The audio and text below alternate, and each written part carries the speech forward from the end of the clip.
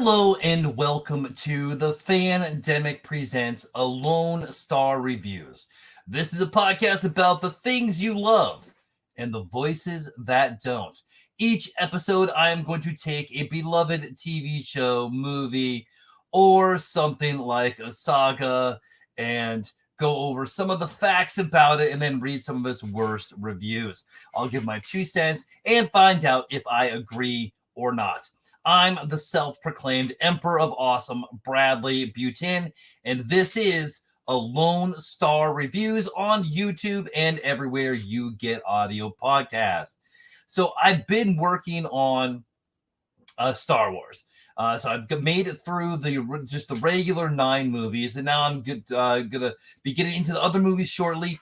But before that, I have to do the Clone Wars and Rebels. And so we're going to do everything except I'm not going to do Resistance because I thought Resistance was just really stupid. But anyway, this is going to be about Star Wars Rebels. And so my initial thoughts, I really liked Rebels. This came out about the time I was getting back into my nerdiness. The first season, I will admit, was kind of kiddie. However, it was expanding on the Star Wars. We got a young Princess Leia. We got so much good stuff in there. And we had Tom Baker in there as well. We got Maul. There's so much that the Rebels gave us. And we're going to be expanding on that as well when Ahsoka comes out too. So without further ado, let's do some of the dirty deets done dirt cheap. Starting off with my 10-word summary of Star Wars Rebels.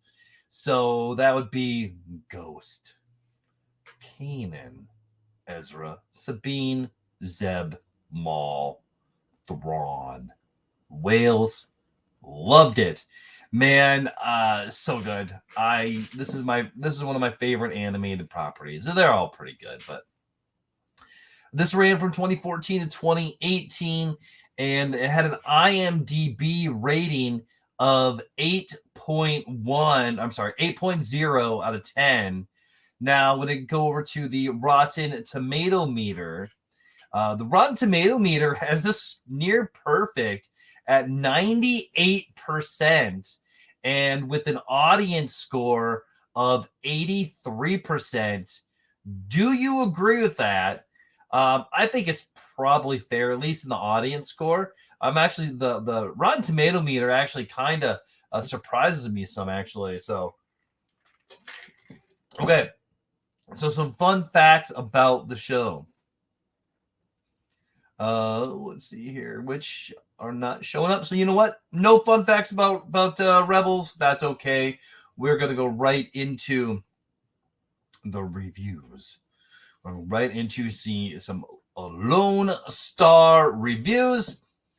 Now, I base the reviews I choose solely on the title alone, and I've not read through them. Please forgive me if I mispronounce words I normally know talk good. I will do my best to read them as I see it. Punctuation good or bad, and all. After each review, I will give it a rage rating. Now, my rage rating is 1 rage emoji. There is some rage, but the review was thought out and had good points. This person is 0 to 25% Dumas.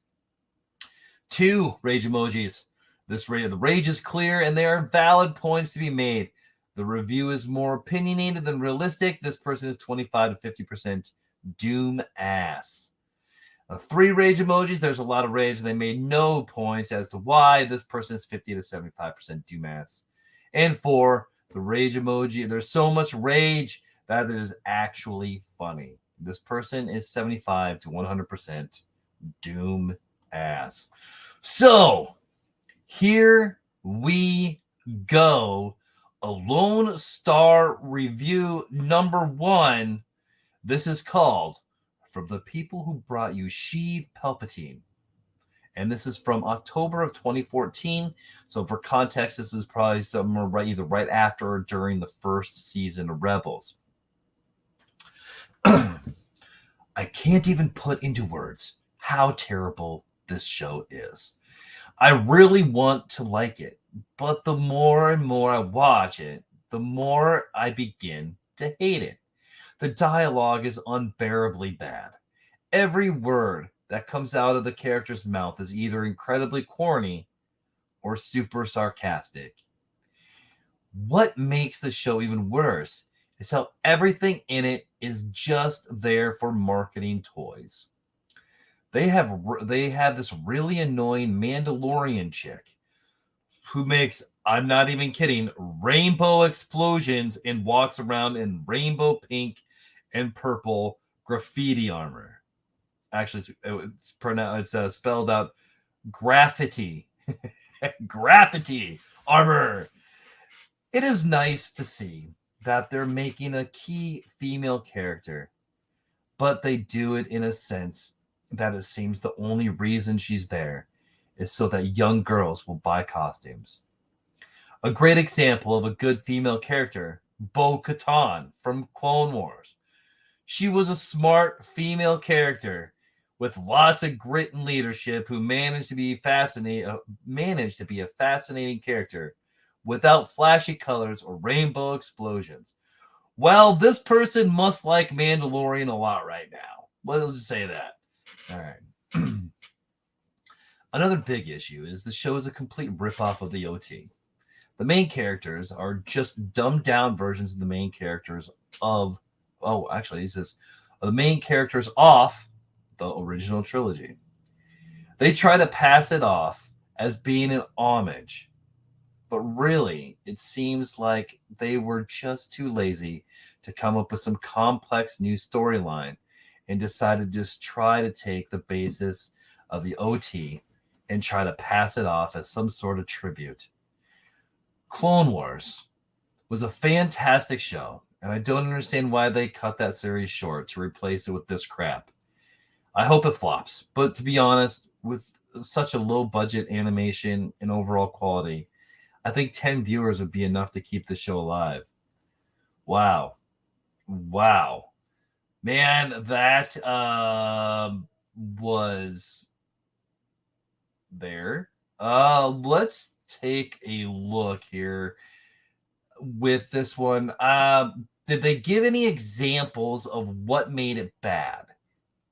No. But the graffiti armor, Sabine Wren, I mean, they really overlook Hera, who is really the main character. I mean, besides Ezra and Kanan, but I mean, she's the pilot of the Ghost. I mean, she's the Han Solo. So let's see, how much Doomass would this person be? Let's see here, Doomass. Man, I wouldn't say they're funny, but there's a lot of rage, and they don't really give any ideas. They don't give any basics. So we're going to put this person 50 to 75% Doomass. We're going to call this one 50% Doomass. All right, because I really like graffiti. I am going to use that multiple times today just because I can. All right. Now, let's get into more.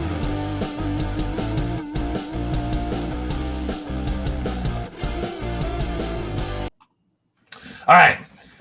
A Lone Star Review 2 this is titled, does not really capture the look and feel of the original. The essence of Star Wars. Oh, this is actually from October 2014 as well. So this is right from the beginning. The essence of Star Wars has always been one of grit, grime, and kit bash. These qualities always gave the feelings of use and practical realness. Star Wars Rebels does not quite capture the essence of the original trilogy. Everything has an artificial ting of watercolor that tries but fails in an attempt to give an aged look. The surfaces of the ships are very clean and smooth, and this was not always the case in Star Wars. Kit bash has always been a staple of making things look believable because the developers of the series have no concept of that art. They failed to capture the look and feel that I grew up with. Another falling point of Star Wars Rebels is that the music scores are lifted from the original trilogy. This is problematic because they invoke feelings from scenes that have more weight and gravity than the story represents. The dialogue between the characters is only reminiscent of the original trilogy because they represent a crew and they argue. However, they don't seem to have any real camaraderie between them. I know it's early to say that they won't eventually develop that camaraderie, but episode 4 established that camaraderie fairly quickly. I'll give Star Wars Rebels a chance, but Disney decided to do away with Star Wars Expanded Universe, and they cannot be forgiven for that. I hope in the future Disney realizes the errors of the ways and makes an attempt to correct this. However, I won't be supporting Disney's version of Star Wars at all until that correction is made. Disney, I hope you're listening. I hope you take heed. And I hope you do the right thing. May the Force be with us, true fans, and all the fans equally. So this one here, let's see here. Did they give any specifics? Their big problem was that they didn't, the ships didn't look dirty in animation. Okay. That they all got along pretty quickly, but I mean, most of the group have been working together for a while when the show started. Ezra was really the only new person in the group in this. So this person here, we're gonna stick with. The rage is clear, and there are valid points made. I guess for the ship cleaning, I guess the review is more opinionated than realistic. Now, there's the rage. We're gonna go back to 3. 55% doomass for this guy. All right. Now, let's keep moving forward.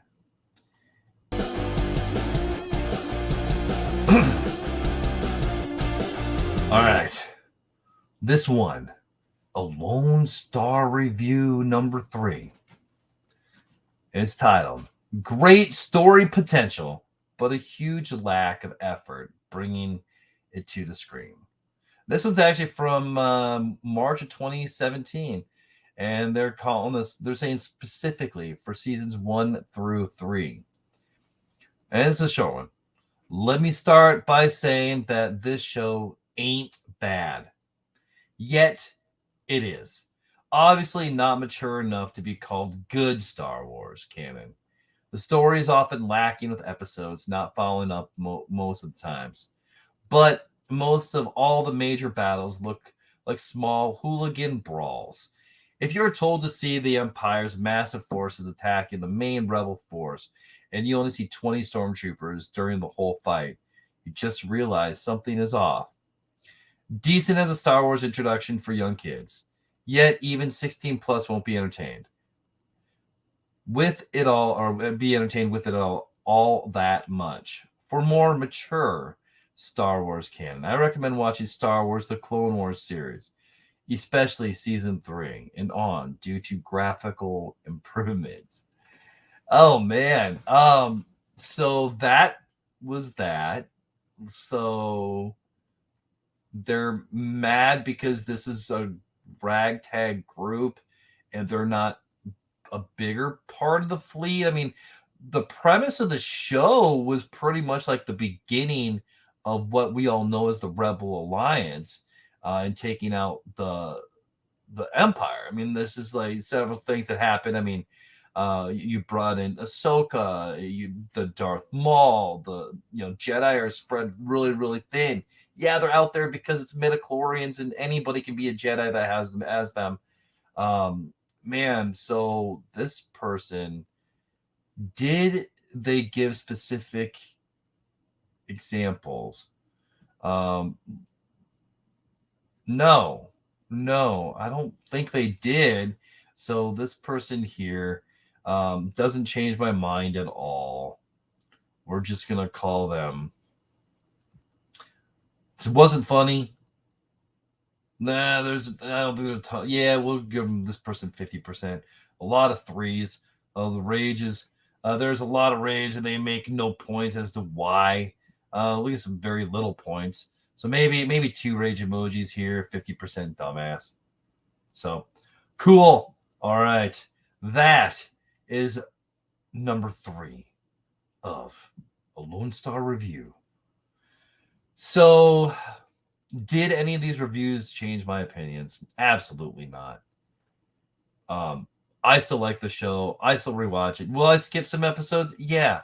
Some of them are definitely made for kids, but it's a cartoon. It's supposed to be made for kids. So I think it had a lot. I think Ahsoka's going to bring a lot to it. I think there's a lot there with Ezra. I think it'd be really interesting if Ezra fell to the dark side and was working with Thrawn at this point when they meet him in Ahsoka, and that's Ahsoka has to fight Ezra, or maybe the goal is to bring him back, and I think there's a lot that they can do, and I think that they will. All right, so just follow me. Sorry about the quick episode, but hey, everybody's on break. So let's just do these quick here. I don't want to take up all of your time. So if you want to support the show, there are several ways to do so. You can buy me a coffee at buymeacoffee.com/thefandemic.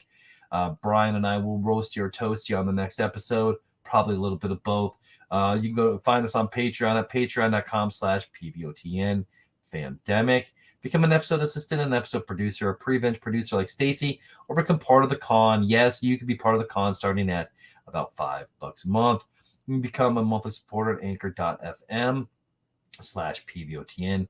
Just go to PayPal or Venmo at Bradley Butin, or you know what? Just share the show with someone you want to make a little more awesome. Don't forget to leave a 5-star review and check out the other podcasts that come out on here. I have several different types of shows on one feed. All you have to do is subscribe to the Fandemic. You're going to get this. You're going to get a show with Brian and I. Brian stands for the S stands for Yep, You're Awesome.